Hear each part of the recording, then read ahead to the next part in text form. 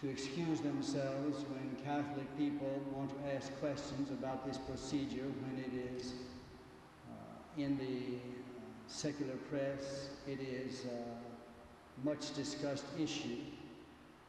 The suggestion that there would be a breach of confidentiality with regard to someone's annulment or someone's marriage because Catholics are indignant and totally amazed at what is happening when, as I said before, when everyone knows that the marriages of grandparents are being annulled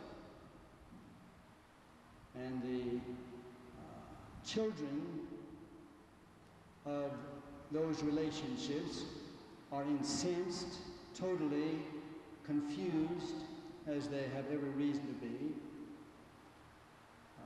And they are confused because they think it is not permissible, it is not permitted to them as Catholics to see what they're looking at.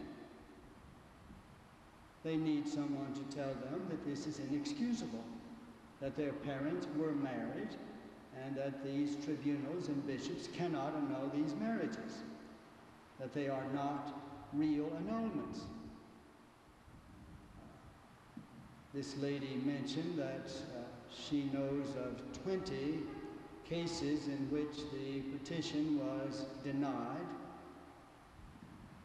I presume she knows by comparison how many cases were accepted and approved, which is how many annulments were granted within this archdiocese.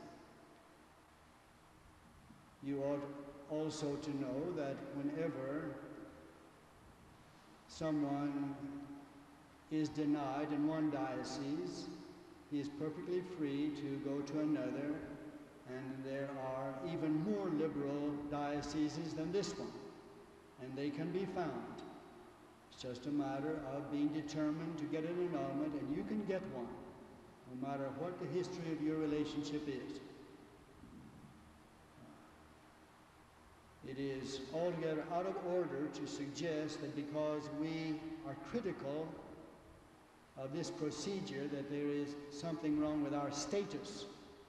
That is totally irrelevant. Every Catholic has a perfect right to be amazed that for the last 30 years the Catholic Church has lost the formula for marrying people legitimately.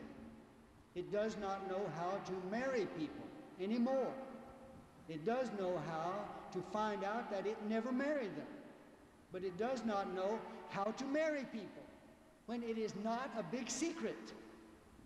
People have been doing it since before there was such a thing as a wheel. It is the most natural thing in the world for people to marry. It does not take even an education. It does not take literacy. All it takes is the decision of the two parties to marry. And to make a big thing out of it so as to find some kind of loophole in every marriage is sacrilegious, is altogether fraudulent.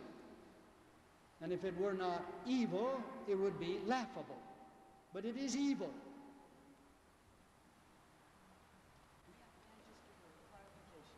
Just a clarification. We run out of time at 10 o'clock. Clarification. And then he'll have 30. That's fine. 30 seconds. I just want to add a clarification. And the clarification is that if one does go to another diocese to in fact apply for an annulment, that individual has to be wealthy enough to establish residency in that diocese. So it's not just something that you can go someplace and do. You must be able to prove that you reside and you are a member of a parish and thus a contributing member of that diocese. This is not easily done by most of us of limited means.